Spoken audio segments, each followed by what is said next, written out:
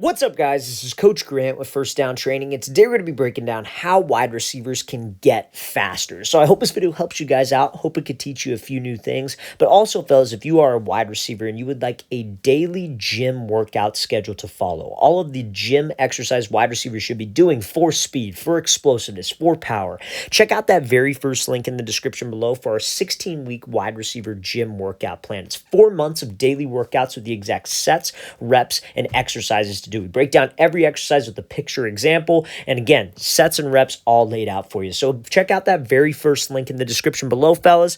Let's get started with this video. So today we're going to focus a lot on the stance of wide receivers and why it makes so many wide receivers slow, and we're going to focus on some different exercises you can do in the gym, on the field, to improve your speed overall, and why speed is super important at the wide receiver position. Not the obvious reasons, right? So first things first, with this wide receiver's stance, what do you think about his stance? Obviously, it's a little bit too wide. We don't want to have my feet crazy wide outside of my frame. We don't want to have my back leg extended because that is not a position of explosion. That is not a position of quickness. Now, this actually isn't a bad route from this wide receiver. I'm going to play at full speed, but he does have a false step here, right? And so the false step is what he does with the back foot. Now, to the untrained eye, this release looks extremely quick. It looks like he's off the ball very fast.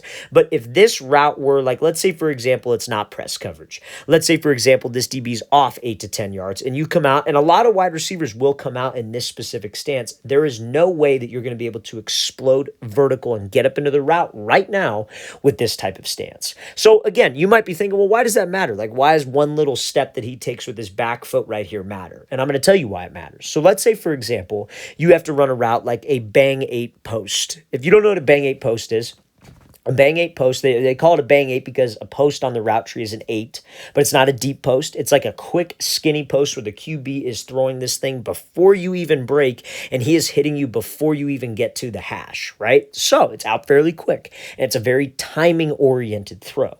And usually this route is off of your third outside step. Wide receivers, when you get to a higher level, you're going to understand that every single route, just about, when it's not press coverage, is ran off of steps. So, like, for example, this right foot is this receiver's inside foot, right? So we wouldn't be counting the steps he takes with that foot. We would only be counting the outside steps. So his first step out, that would be 1. He'd step with the right foot. We don't count it. That would be 2. Step with the right foot. Don't count it. Then he's breaking right off of that third. So his third outside step, right? Now, here's the thing. If you're in this super wide stance and that quarterback's expecting you to get to a certain spot at a certain time and you take this false step right here before you get up into your route, the timing of it's off. You're going to automatically be slower off the ball. That's why those little details are super important, fellas. You have to set yourself up for explosion off the ball when it matters. When it's against press, it's not necessarily the biggest deal in the world, but if this DB was smart and he saw this wide receiver with this crazy wide stance, why not just get hands and try to choke him right now? Because we're off balance when we're insanely wide like this.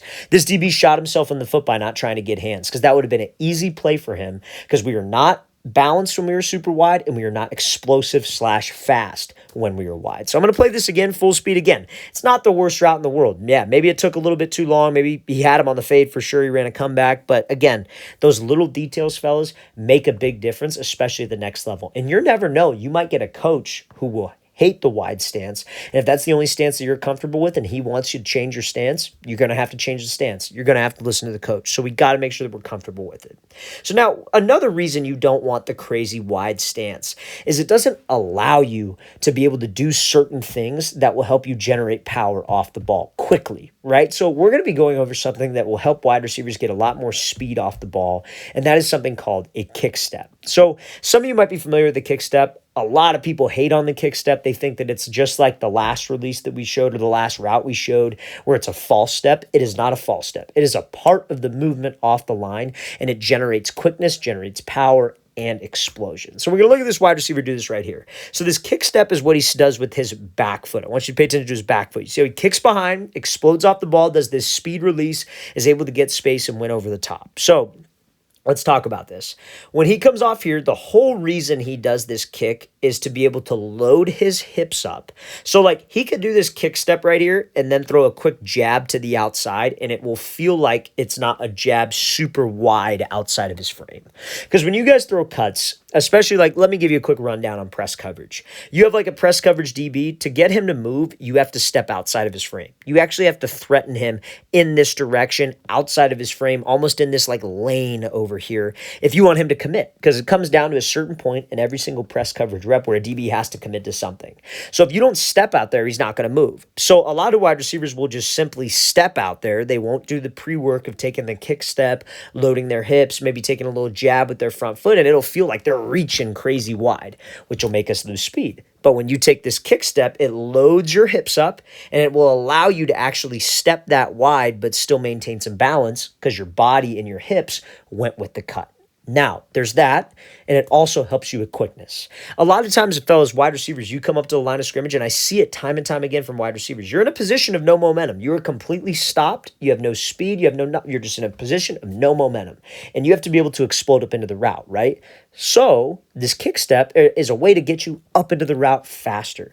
It creates energy. You guys punching with your back foot quickly is a great way to be able to activate that like fast twitch off the ball and then go. So the whole reason we're showing this, because I want you to see the wide receiver's stance.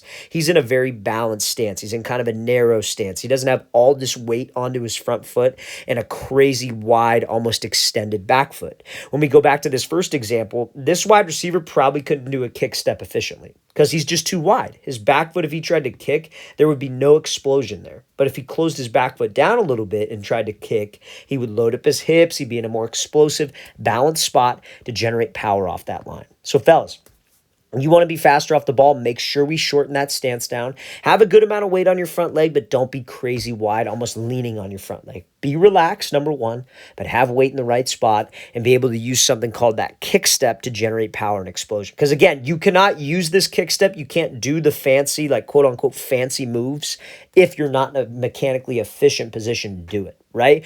It's just one of those things, fellas, where you have to do one to get the other. You can't just come out there with a flawed stance, bad footwork, and try to do this kick step into your release because it's not going to work. It's going to feel insanely uncomfortable. But you have the right stance, you're relaxed, you're in a narrow position, that will allow you to be quicker. So let's play this full speed, and then we're going to talk about some different things that you guys can do to be fast. So next example here, we're going to be looking at just a wide receiver that is a 5-star wide receiver out of Temple, Texas. And he's going to be, this is just like a practice rep, and this is against like a scout team DB. Obviously, this isn't a starting DB. This isn't a DB. Maybe he does, who knows? But this is not a DB right now who currently probably has any type of college attention, etc. Right? Probably a younger guy, probably on the younger side of things, and this wide receiver is going to be probably a senior, right? But this is the difference. Like if you're a high school guy, youth wide receiver, and you're looking to play at that next level, they're looking for speed. That you have to have speed to play at the next level. Like if you're sitting here listening to this, watching this, and you're, a receiver who's maybe undersized, like you're not 6 foot and above, you got to have some speed, guys. You cannot be short and slow. It's not going to work out for you. That's just the fact of the matter how it is. That's just how the position is.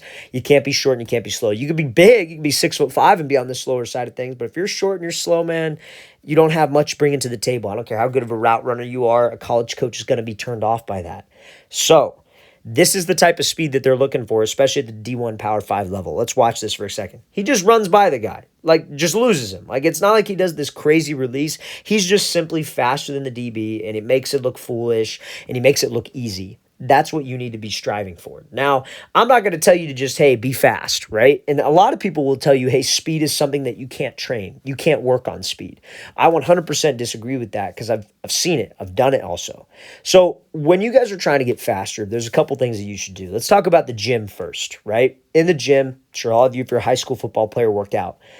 You shouldn't be doing, especially as a receiver, you shouldn't be only lifting like a bodybuilder trying to put on size, doing heavy bench, heavy squats, et cetera. Squats might help you with speed a little bit, right? But you need to be doing explosive movements in the gym. So box jumps, power cleans, all those things, like one-legged, like maybe like a snatch of some sort, like a dumbbell snatch, one-arm dumbbell snatch, anything that's explosion and you have to exert all-out effort. Because I'll tell you something about speed. Speed comes down to something called your fast twitch muscle fibers. So everybody in their body has fast twitch fibers and slow twitch fibers. Now, this guy probably that we're looking at right here probably has more fast twitch fibers than slow twitch fibers. But you look at a guy who's more like a lineman type of things, like over here, he probably has more slow twitch than fast twitch because that's just how he's built. You look at like a soccer player, he's got more slow twitch than fast twitch because slow twitch fibers, and it doesn't mean he's a bad athlete either. That just means that he's got a different fiber type in his body. He's doing soccer, he's running distance all the time at a slow pace, while as a football player, we're trying to burst and be as explosive and give all out effort. That's how you have to train. You're in the gym, you have to train that way. You got to be doing exercises, lighten the weight up. Let's try to move it as explosive as we can. Let's say you're doing squats.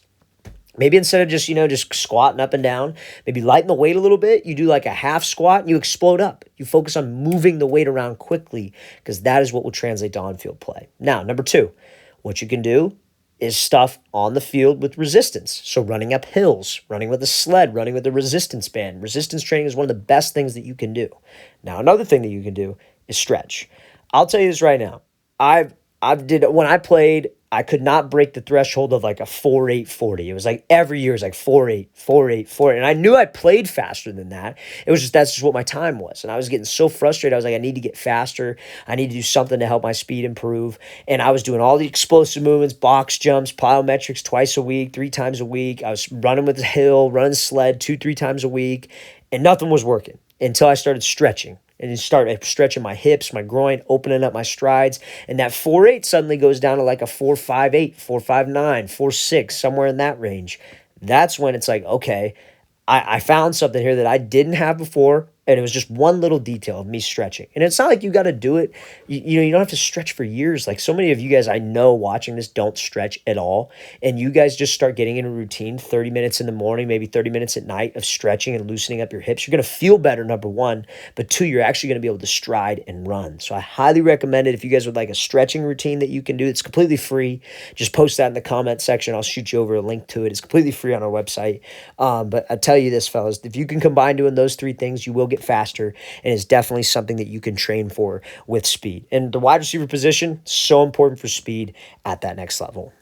All right, fellas, I really want to thank you for watching. I really appreciate it. If you have any questions at all, don't hesitate to leave those in the comment section below. Always appreciate the feedback. It's always great to hear from you guys. And again, fellas, if you would like a 4-month wide receiver gym workout schedule, that will help you get faster. That contains all the exercises that will improve your explosiveness and your fast twitch fibers. Check out that very first link in the description below. I'll see you guys next time.